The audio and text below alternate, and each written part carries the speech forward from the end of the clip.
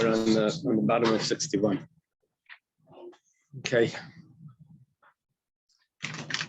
Thank Hashem that we're able to learn every day.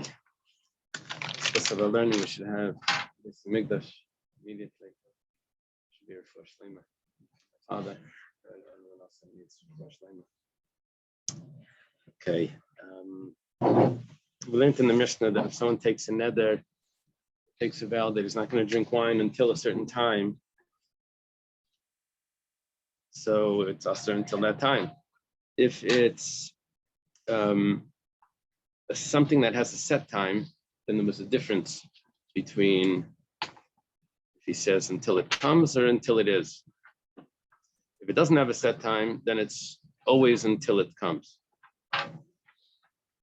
Right? Anything doesn't have a set time. So we said if someone says until the summer, it's until they start to bring the baskets. And if he says until the end of the summer, so it's until they put away their knives from cutting the ktsiyos, which are the dried figs. Not the harvest. So, there was another thing of the harvest. That was something else. It was a small, we thought it was a folding knife. So we quote the Mishnah, that's until until the knives are folded, they're put away. Tana, start in the Brisa, it doesn't have to be all of those knives, it could be most of them. Good morning, Sally. So can I tell you a quick story before we get started? So when we named our youngest son, you know, a name. So we named him in Hebrew. He's our fifth son. My wife's name is Rachel. He was named Binyamin. So you can put all those things together. Fifth child, you know, Rachel. So youngest son. Anyway, Binyamin. He was born he's born on Purim. Simcha. All right. So, and we're also Mishabet Binyamin according to the Torah. Anyway, so having said that, Binyamin Simcha, they come to fill out the birth certificate, and I'm writing Benjamin Simcha. Simcha sounded like a car. Simcha's. I said, you know what? If he walks around in the Bronx and someone looks at him and says, "What you named you, boy?" He goes, "Oh, Binyamin Simcha." They're gonna beat him up like anything. I said, "No way." So I said, "I'm naming him Benny Stiletto." Because that way, if they ask him to go Benny Stiletto, you want to make something of it, they'll run away, right? Well, that was the first fight I had with my wife in a long time. Stiletto was not allowed. I always say this, because stiletto's a knife.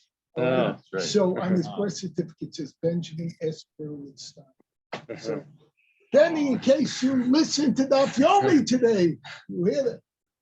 The history. Okay. Excuse me, where are you right now, Ellie? I'm sorry? Where are you right now? First word of Samach Beis, right on the top of Samach Beis, 62. Tana, Chuchbelu Roiv, Hamekutzais. Let me mute over here.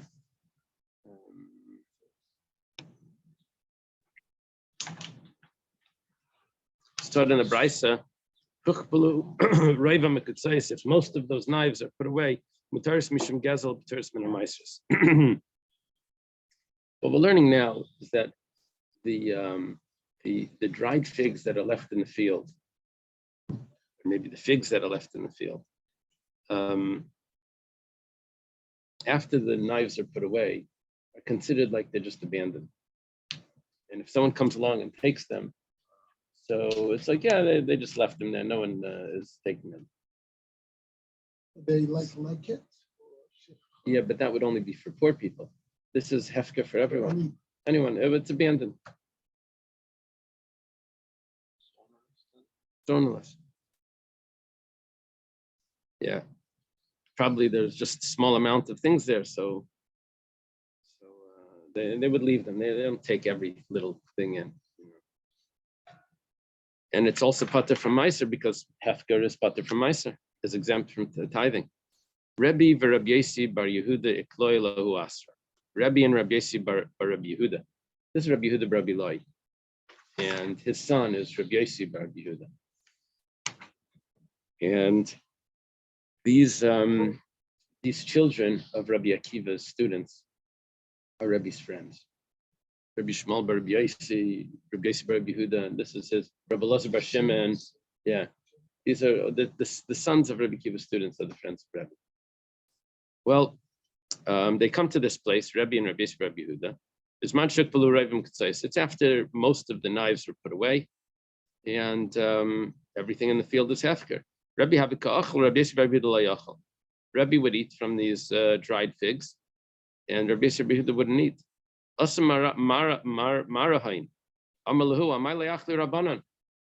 Says, how come the rabbis aren't eating? Rebbe was eating, but I guess Rabbi Yehuda wasn't. So quotes it's after the knives are put away and it becomes hefker. Rabbi Yehuda doesn't eat anyway. Because Rabbi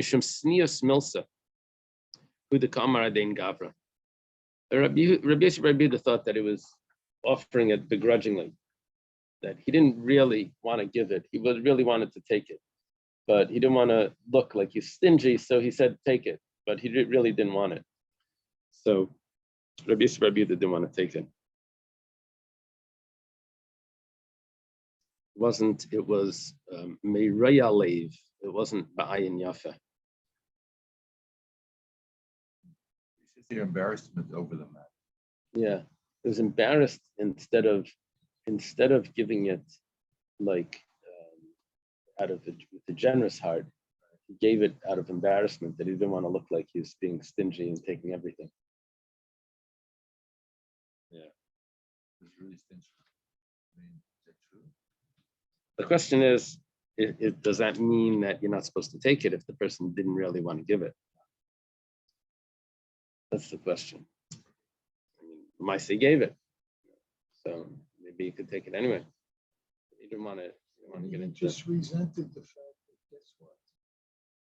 Those don't belong to him anymore. He's watching people eat the produce of his labor. right. But why does Rabbi Yehuda not eat when someone? Because he knows He doesn't want to have knows the benefit guy from someone feels else's. embarrassed. Uh-huh. Here it says that Moshe explains that the man was embarrassed to tell the sages that they couldn't eat his figs. Consequently, said that they were owners, even though they didn't actually. Oh, so according to the Rush, they weren't even ownerless. They weren't really ownerless. Uh-huh. It wasn't that he made them ownerless, but he did it begrudgingly. According to the Rush, they weren't even ownerless. So that would explain that. The question is, why did Rebbe eat? I don't know how he's going to explain that. Because all the knives. I know, but if it's not ownerless, But it automatically comes. I guess you could ask a question on this, that we have a statement that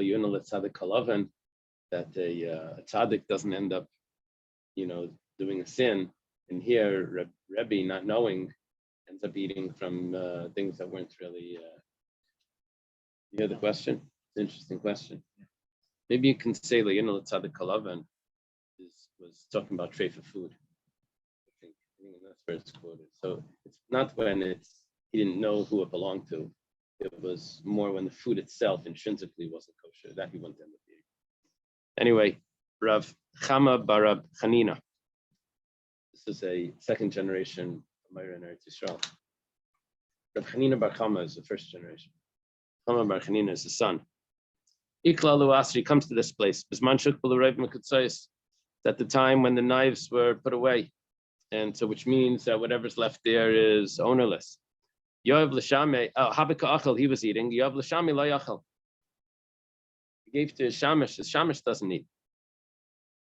It's interesting. Amalei Achol, eat. Kach Amalei. Rabbi Yishmael bar Rabbi Yosi mishum aviv. Rabbi Yishmael bar Rabbi Yosi said the name of his father. Hakbulu Rav Mekatzais Mataris mishum Gezab Taris Min Amaiser. He actually heard from Rabbi Yishmael bar Rabbi Yosi that he says that it's mutter. Tells the shamish that he could eat. Assistant. I don't know why this attendant is stricter than the rabbi. Yeah. I don't know. Reb Tarfon, Ashkecheu Gavra Bizman Shukbulu Amiktzais Tekachel. Reb Tarfon was one time eating at it, and it was after the time that the knives were put away, so it was permissible to eat. But this fellow finds him eating. Achte Besaka Veshakle. He throws a sack over him and he takes him. Va'amte. He brings him. Lemishte Benara. I guess it means he's ready to throw him in the river. He's like wrapped him in a sack. He's gonna dump him in the river. That doesn't sound good. Amar, what's the aleph? Oy loy letarfen. Says woe for tarfen. Shazeh hargai, that this person's killing him. Shamahu gavra. This person hears that he has in the sack. Tarfen shavke. He drops him. He lets him go va'arak and he runs away. Now I don't know if what does it say in English? Who ran away? The Tarfin ran away or the owner ran away? It says Rabbi Tarfin, he left him and fled. When the man heard that he was carrying great Rabbi Tarfin, he left him. The owner ran away. Yeah. When the man heard. How do you have Tarfin ran away? Left him and fled. So that means The owner ran away. So he dropped him and ran. So Amar Rabavo, Mishum Rabbi Chanina ben Gamliel, Rabavo says in the name of Rabbi Chanina ben Gamliel, Hananya ben Gamliel, Kol Yamav Shalei Tzadik, all the days of this righteous man's life, Hayamistar al Davrzeh, he was pained about this. Amar Oili Shinashtamashti B'Kisr Shal Torah, woe is to me that I've made use of the crown of the Torah. In other words, the person only let him go because he heard that he was a rabbi. It means he saved his life by saying that he's a rabbi. He didn't want to make use of the Torah. These knives, is it like a sickle used for harvesting? Something like that, yeah. Okay. The Amar Rabba Bar Bachana Rabbi Yochanan, and Rabba Bar Bachana says in the name of Rabbi Yochanan, Kol Mishtamish B'Kisr Shal Torah Neker Min Ha'olam. Anyone that uses the crown of the Torah is uprooted from the world. Kal v'chaymer. We have a kal v'chaymer for this. Ma bal shetzer shenishtamish b'kli kodesh shenasu kli chol. What does that mean? Shenasu chol. Bal shetzer. He made that feast where he thought it was the 70 years were up, and he took out all the vessels that he had taken from the temple. And that night, let's put the hand on the wall, the writing on the wall. Shenemar boba pritzim v'chilua. They burst through. Who was it that came through? One of Darius or something. Daryavish came through and conquered. Boba pritzim v'chilalua. That's referring to they came into the temple and took it. Kiman shapartzim nasuchal. Once they took them, they became mundane. In other words, they were already left the temple. And nevertheless, when Belshazzar makes use of them, they lose their sanctity. They lost their sanctity already. When Belshazzar makes use of them, he loses his life. He is uprooted from the world.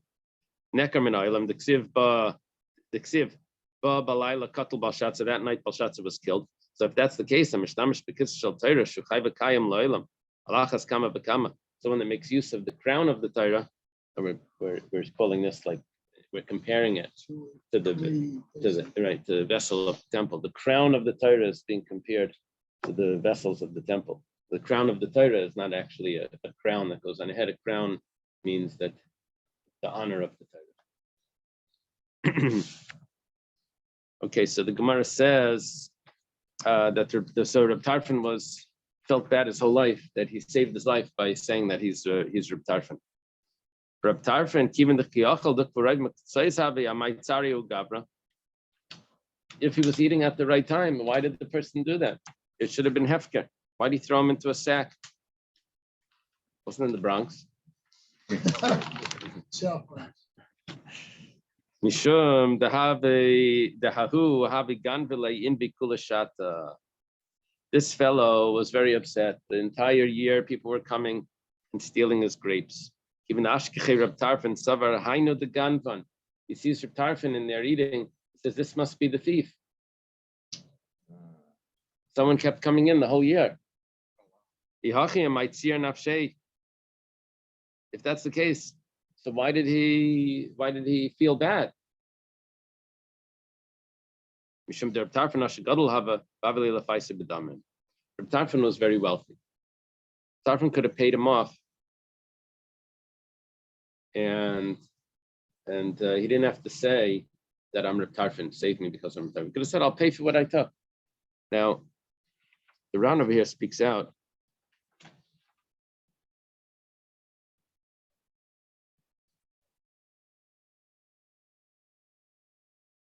The guy was going to charge him for the grapes of all the whole year, much more than what Reb Tarfon took, because he thought it's the same guy. So Duran says that, yeah, that's what the Gemara means when it says that he was Asher Gadol. He was very wealthy. He could have paid for not just what he ate, could have paid for what the thief took throughout the year. He was ready to, could have paid for that as well. Then he says, just one more point here. He says that it is permissible for a rabbi to say that I'm exempt from certain things and I don't have to pay certain taxes, and because they would exempt the yeshiva students and the rabbis from certain taxes. Now, the Ran compares that to the koyanim that get their gifts. So it's rightfully theirs. It's not, they're allowed to say, I'm a koyan, I can get that truma. So too, a rabbi is allowed to say that I'm a rabbi. Shouldn't have to pay that sort of tax. It's not equivalent. The truma, the Kohen initially is allowed to get the truma. That's who gets Right. the truma. But here, at least according to Mary, it says it's a last resort. Now, so 1 second. What the Ran is doing is he's saying that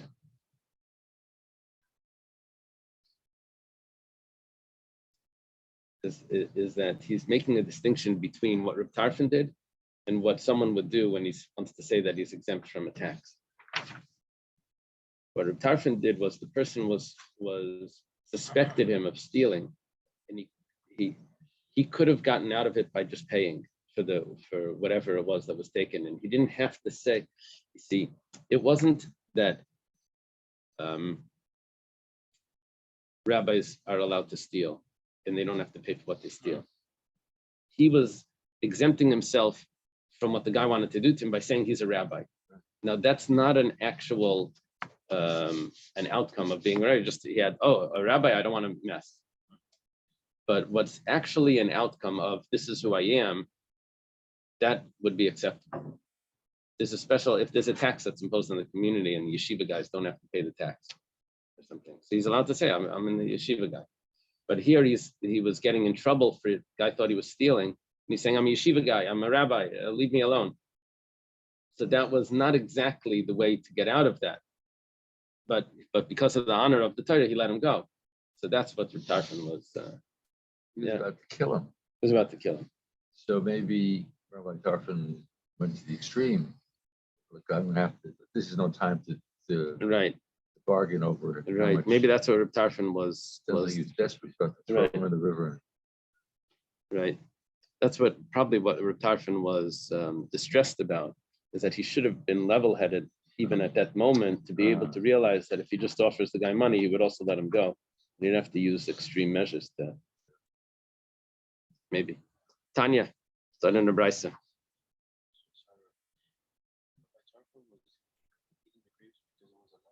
Yeah. But the guy thought that this must be the guy that's always sneaking into my field and taking the grapes.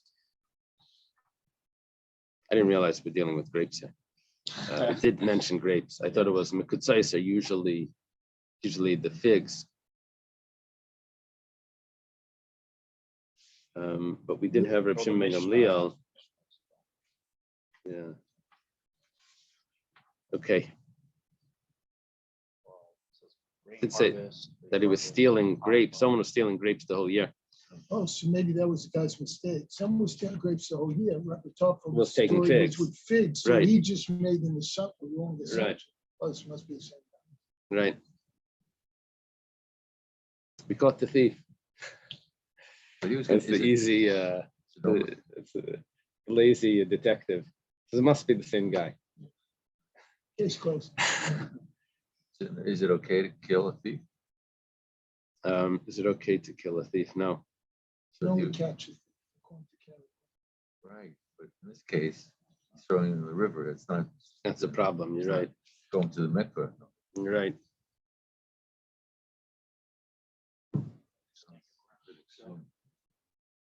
By Torah law, like, to kill someone, it would be like if they kill someone themselves, would that be like the wrong scenario? Because like if they steal, you pay double. Right. and then in order like to execute somebody, you would have to, what case would that be? That would have to be a murder or some capital crime.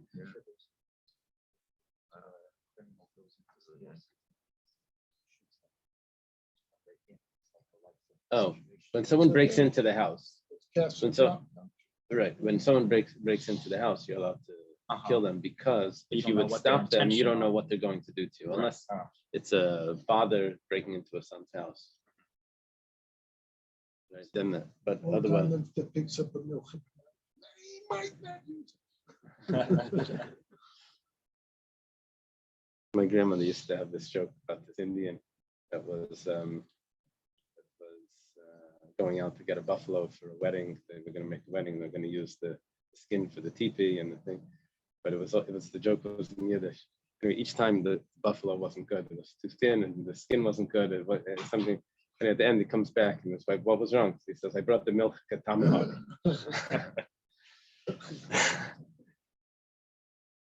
So Tanya was studying a brisa. Lavas Hashem alekecha l'shmei b'keilu davka bay. To love Hashem your God, to listen to His voice, and to cleave to Him. Shalei yomer adam, a person shouldn't say Ekra. I'm going to read the Chumash. I'm going to read the Tanakh. She'ikreini chacham. So that people will call me a scholar. Eshna, I'll study the Mishnayos. Mishnayos is called Eshna because it means to repeat. And Mishnayos was studied by heart, so you would repeat it. The Chumash was read, so it's called the Ekra, the reading. Shikrin Rebbe, they're going to call me a rabbi. Eshnan. What is this really? This is, I guess it means like to study more deeply. Sheyazakin Vesha be yeshiva. I'll be a sage and I'll sit in the amongst the sages in the yeshiva. That's not what a person should say. Rather, a person should study out of love for Hashem, and in the end, the honor will come. I don't know why it has to add that in. It didn't have to add that in. If he's not interested in the honor, why is it saying that? I guess it means it will come automatically, even whether he's interested or not. But they say this guy said, if two things. It says that anyone that chases after honor, no, anyone that runs away from honor, so honor runs after him. So I think they said one of the Hasidim Okay, asked. Shalom, the word faith. Oh yeah. So one of the Hasidim says, if he really doesn't like honor, why is he getting punished that it has to chase after him? It was a Hasidic question.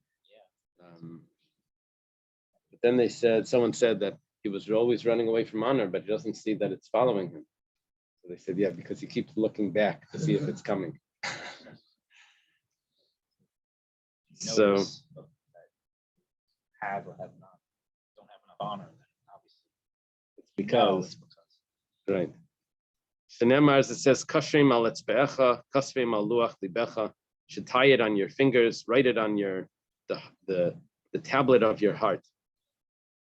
By the way, the Rebbe didn't approve of the luchas, Michelangelo's the round luchas on the top square, but probably the original source of that is Kasvim al luach libecha. It's a luach libecha. It's the heart. And you make a heart like that. That's how you you draw the heart. So it's luach libecha. It's the tablets of your heart. That's like the imagery is that's in defense of the other side. Most Yeah. Although tablets or like steels you see in a museum is always like elongated slabs of right, stone, limestone. right. But the mixture of the tablets and the heart together would have that. You draw a heart like that. Yeah. But I mentioned this to Lipsker. He told me that the picture of the heart that you draw it like that is later than Michelangelo. It's not a. It doesn't defend that came about later. I thought it came from Cephas. Because when the male and the female Cephas face each other. Oh, really? Interesting. So, Va'imer dercha darchinayam. its ways as ways of pleasantness. It also says it's a tree of life to those that grasp onto it, but and those that support it are satisfied, are gladdened. What we're seeing from all these psukim is that you just have to do, you do what you have to study Torah out of love, and all the other things are going to happen automatically. You're not supposed to think about that. Rabbi Eliezer bar Tzadok Aimer, Rabbi Eliezer bar Tzadok says, this is Rabbi Tzadok's son. Remember Rabbi Tzadok that fasted for 40 years. He says, you should do things for the sake of the maker and speak them for their sake. If anyone read It says two things for the sake of their performance. oh, that's for the sake of their performance. Huh, that's not how the Ram translates it. Let me see. Not for any material motive.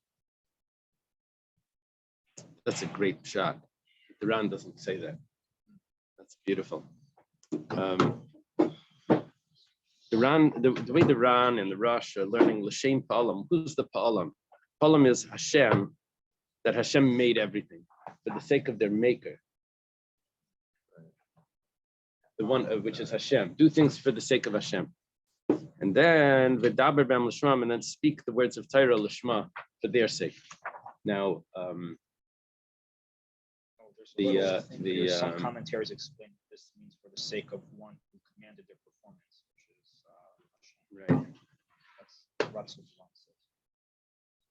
You familiar with what's Chaim Volozhin Sefer? Nefesh HaChaim. Nefesh HaChaim. Familiar with that? Nefesh HaChaim. He has a. I'll play the role. He has it's sort of like an essay, but in this fourth section there, he has an essay about studying Torah, and it's all based on just this line, Rabbi Eliezer bar Tzadok, and the Ran. That's the whole. The whole essay is just based on this. Yeah, he develops this theory that Torah Lishma is not for the sake of Hashem. Torah Lishma is for the sake of Torah. And he says, because look, it says mitzvahs, you do l'shem palam, you do them for Hashem. But daber behem, when you speak the words of the Torah, it's l'shmam, it's for their sake. It doesn't say for Hashem's sake, it says for their sake. So he has this thing, this new term called l'shem Torah. If it's for the sake of Torah, it's not. And then everyone wants to know, what does it mean? What is But the sake Hashem of and Torah? Torah is the same thing. Yeah, but so why did the Gemara divide it into different things? Yeah, this is a whole study. A lot of things are very Right. We're talking about when you study Torah. What are you studying Torah for? What is the motivation? Okay, so over here I have a motivation that it's for the sake of Hashem, and I could also have a motivation that it's for the sake of the Torah. The Alter Rebbe actually has an explanation for this in Chaim. It's in Leisashbis. He says that L'Shem Torah means that every time you study Torah, there's more or that comes into the Torah. The Torah itself gains from the study of Torah. The higher light comes into the Torah when you study. Okay, I'll toss. Looked up the shape of the heart. So What does it start to from? add more things. So by the Romans, they used a birth control plant called sulfium that was shaped like a heart. Oh. Why that would therefore equate with. Oh, so love, it does go I back know. to that. Yeah, then by Oh. Aristotle and Galen, they used influenced by models of the heart that had been used previously, that the way they drew a heart then. But anatomically. that heart that Because looks like they were this. When did trying that to- happen? No, that's what they're talking about. They were Oh. trying to draw. I don't care. They were, Chaim, you hear that stupid noise? I don't care. That they were trying to actually draw the like atriums and ventricles. We already heard you right in the beginning. Come on. Okay. Al tasim atara liskadol behem. Don't make the Torah or the mitzvahs a crown to make yourself greater. Baltasim kardam liyasaiderbai, and don't turn them into a hatchet or an axe to be able to weed with. The Kalvachaimer, and we have the Kalvachaimer again. Belshazzar that used the vessels of the temple that were already made mundane, gets killed that night. For sure, someone used the crown of the Torah. That's not a good thing. Amar Rava. Rava says, person is allowed by doing nafshay to make himself known by asra de layadele. In a place that he's not known, the ksiv abdecha yari as Hashem in urav. Where was this? This is by Elio, I think. I think this is Elio. Ovadia said to This is Avadia. Ovadia said to That your servant has served Hashem from his youth. This was when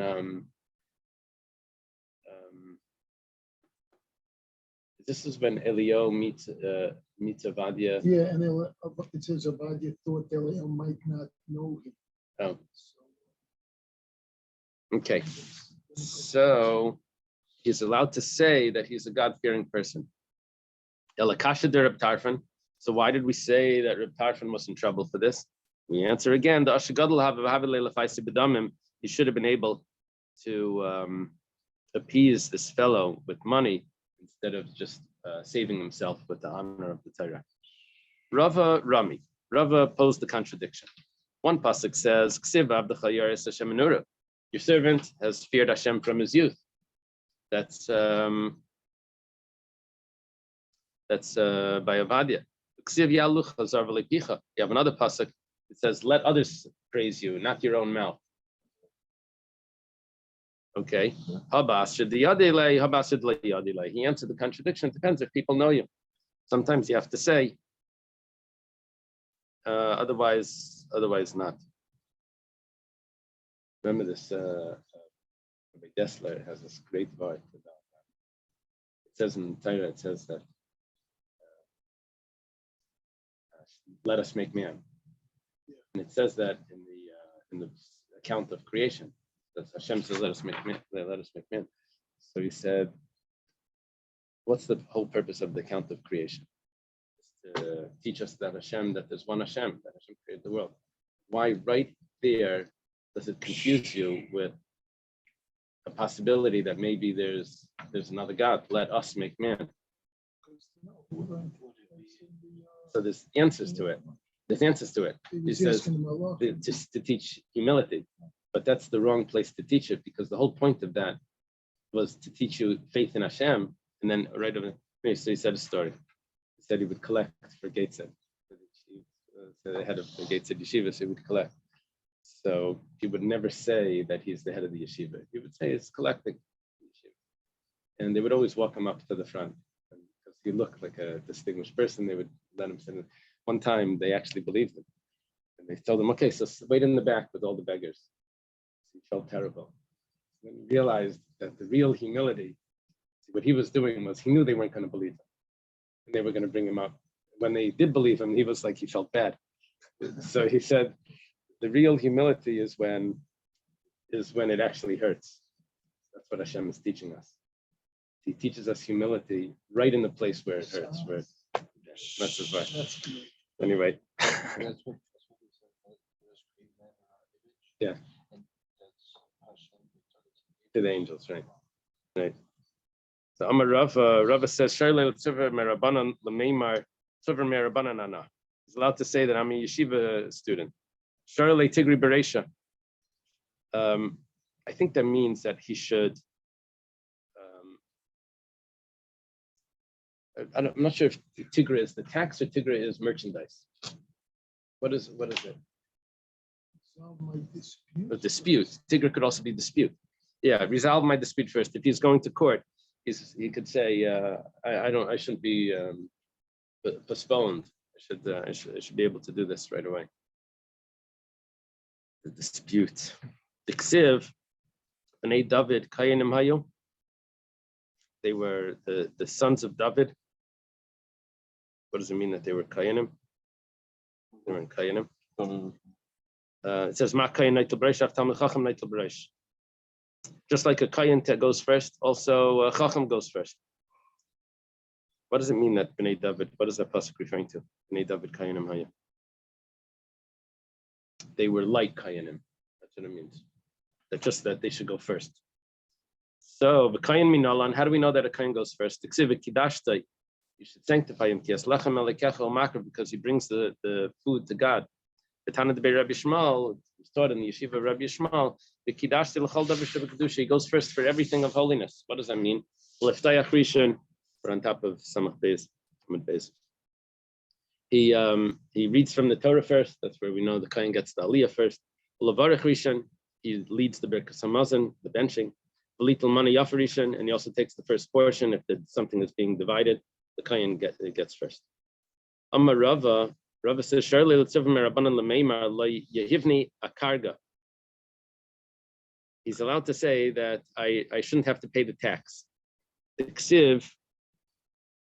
What's the vowels of this? Minida balu baloy v'heilach leishalet lamir ma'aleim. This is in Ezra, the Aramaic, which means the Gemara is going to explain what this means. But what happened was when Ezra is going back to Eretz Yisrael, he has permission from Daryavish to go back, and they send together with him all types of money and silver and and animals and this to bring sacrifices to the Jewish God. He has a lot of like gifts that are given, and so one of the things that they said was that the people that are going, they shouldn't have to pay. The Kayanim over there should not have to pay. The people that are serving in the temple should not have to pay the taxes. It's not appropriate to put the tax on them. Amar Rabbi Yehuda minida zuminas hamelach. This is the gifts that are given to the king. Below zukesef golgalta. This is the money that's given per person, the head tax. The halach. This is zuarnuna.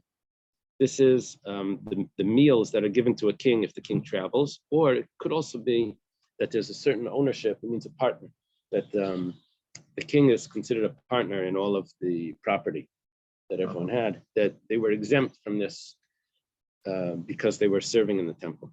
Amar Rava, this is a big chiddush. A yeshiva person is allowed to say, Avda denurana la yehivna karga. I'm a priest of those. I'm a servant of those that serve the fire. Oh my. Now this is an idol. Oh, the fire. These people would light fires in the house. There was some sort of worship that they would do. We had it on Hanukkah. There was a time when they would, if you weren't allowed to, they didn't let anyone else light fires except in their house. So that's why you shouldn't put the menorah by the window. You should keep it by al shulchan v'day. Just put it by the table. Yeah. So anyway, there were people that would worship fire, and the fires were only allowed in the temple.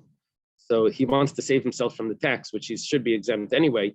But he says that he's a servant to someone that serves fire. My timer. What's the reason? He's just doing it to chase away a lion from him.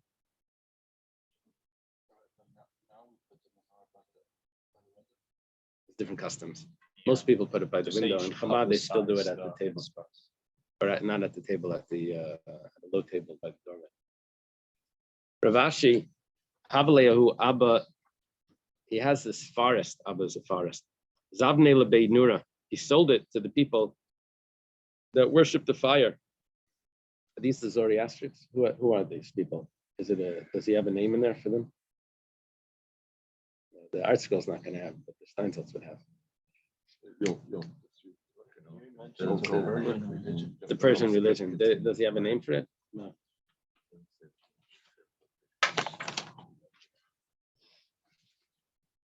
Fire priest running protection. It's called the Temple of Fire.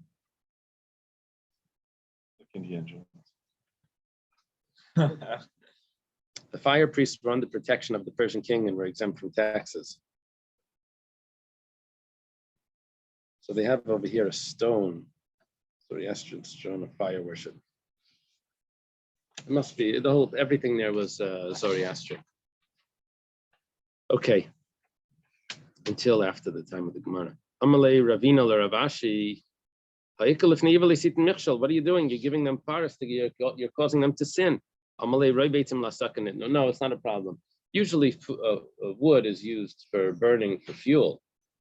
They're also going to burn a little bit for that, but that doesn't mean that it's prohibited for me to giving them this. Else, you could have a question: how is a store allowed to sell milk, meat, something? Non-religious people are going to come. They're going to buy. They're going to mix it, and and it's going to. This maybe lifnei. Maybe you're causing them to sin. No, it's not. That's not. You're not causing them to sin. You're selling them milk. They're going to use the milk for milk. If they're going to put it in, that's not. That's Most not. of the milk will go in the sin. What is that? Most of the milk is going to be in the Rice Krispies. Right. Okay. The Mishnah says. With the chocolate. Right. Ada katzir until the harvest. That's achiyaskalam liktzar ktzir chitin of a liktzir sayrim. If he says that he's going to take a vow, he's not going to drink wine until the harvest.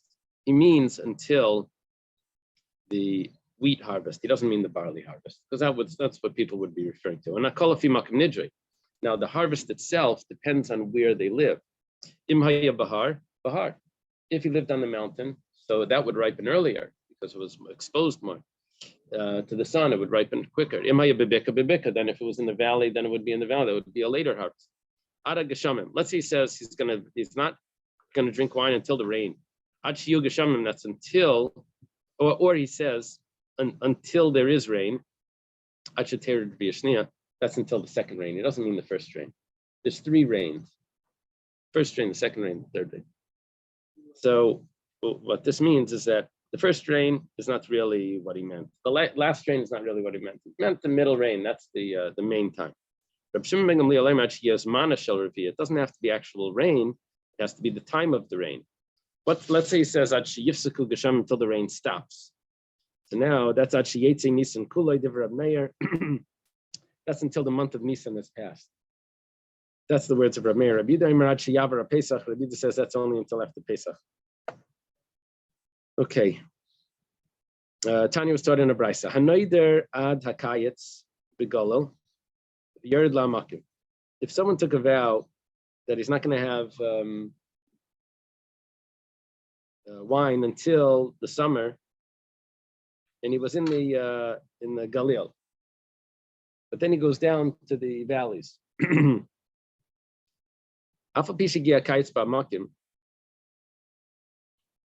Even though it's already the summer in the valleys, he's prohibited until it becomes the summer in the Galil. Now, I guess that would come later. That's probably what that sounds like, right? That the summer would be later in the Galil.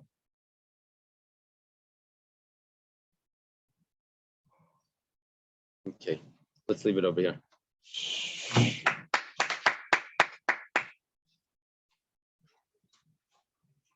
Okay.